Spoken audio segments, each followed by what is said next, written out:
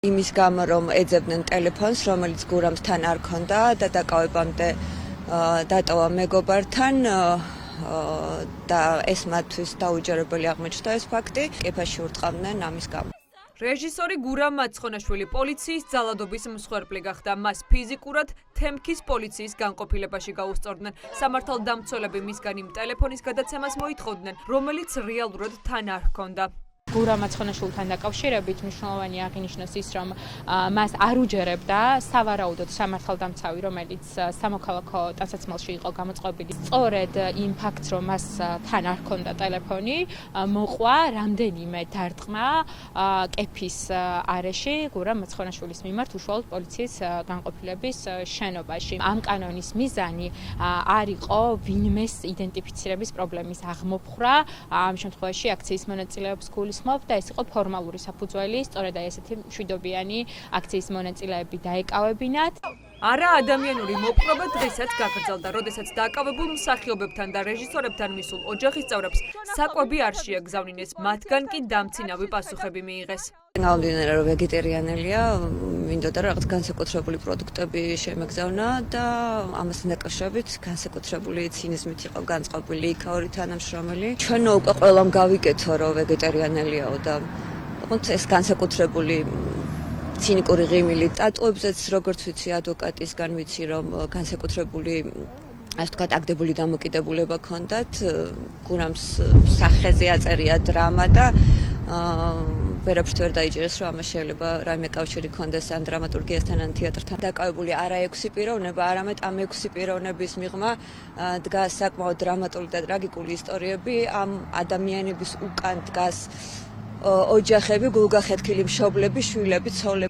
რეჟისორ გურამ მაცხონაშვილთან ერთად დაკავებულებს შორის იყვნენ მსახიობი თამარ ჩუმაშვილი და მარიამ პაიჭაძეც. ისინი თემქის პოლიციასთან საპროტესტო აქციაზე ნიღბის ტარებისთვის დააკავეს, არადა მათი იდენტიფიცირება შესაძლებელი იყო. შინაგან საქმეთა სამინისტროს თანამშრომლები ძალის გამოყენებას არ მორიდებიან არც ქალების მისამართით. თმებით ათრიეს დააგინეს მსახიობ მარიამ პაიჭაძესა და სონა კალანდაძეს. იურისტები ამბობენ, რომ რეპრესიული კანონის ინიცირებიდან უკვე ნათელი იყო, რომ მას არალეგიტიმური ხელისუფლება სადამსჯელო მექანიზმად გამოიყენებდა აქციის მონაწილეების წინააღმდეგ. დაკავებული 6 პირიდან 4 უკვე თავისუფალია. წინასწარი დაკავების 24 საათიანი ვადა მხოლოდ გურამ მაცხონაშვილს და რომან აკოფოვს გაუხანგრძლივეს. მათ რამდენიმე საათის განმავლობაში არ მიეცათ უფლება ადვოკატთან დაკავშირების, მიუხედავად იმისა, რომ რამდენიმე მათგანმა დამიდასტურა, რომ ამას ითხოვდნენ. ასევე ტყუილი გვითხრეს საპატრულო პოლიციის დეპარტამენტში, როდესაც გვითხრეს, რომ დაკავებულები არ იყვნენ.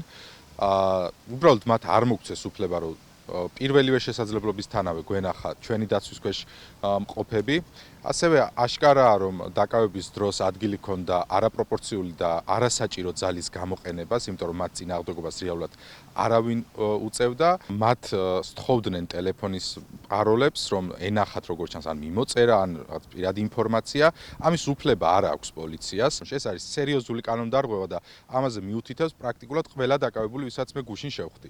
დაშინების მცდელობა დაფასებენ დაკავებულების ოჯახის წევრები მომხდარს და ამბობენ, რომ ამით არალეგიტიმურ ხელისუფალს ძალის დემონსტრირება სურს, თუმცა არ გამოუვათ.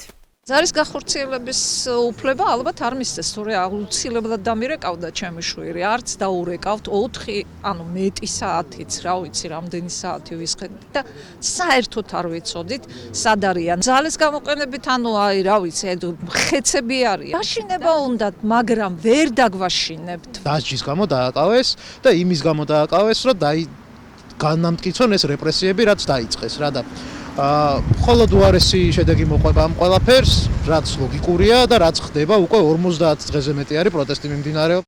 ოქროს მოწმეები, ადამიანები, ვინც დაკავების მომენტში ადგილზე იმყოფებოდნენ, საეჭვოდ უყურებენ იმ ფაქტსაც, რომ თემქის განყოფილებასთან პოლიციური ძალების განსაკუთრებული მობილიზება იყო. ამიტომ არ გამორიცხავენ იმასაც, რომ პოლიციას ამ ახალგაზრდების დაკავების სქემა წინასწარ ჰქონდა შედგენილი.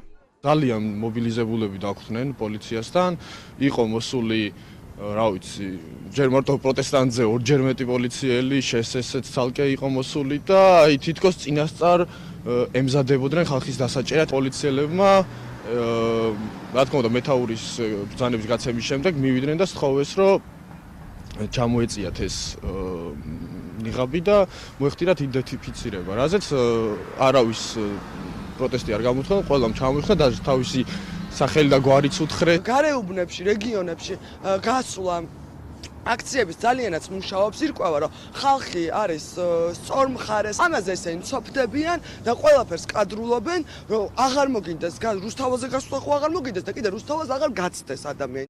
დაკავების მომენტში ადგილზე იმყოფებოდა საპატრულო პოლიციის ერთ-ერთი შეფიც, გოგა მემანიშვილი, რომელმაც თქვა, რომ რამდენი პოლიციელიც იქნება საჭირო ადამიანების დასაკავებლად, იმდენს მოაბილიზებს, ხოლო საპატრულო პოლიციის თანამშრომლებს, ვინც უშუალოდ დაკავებაში იღებდა მონაწილეობას, კითხვებზე პასუხი არ ჰქონდათ.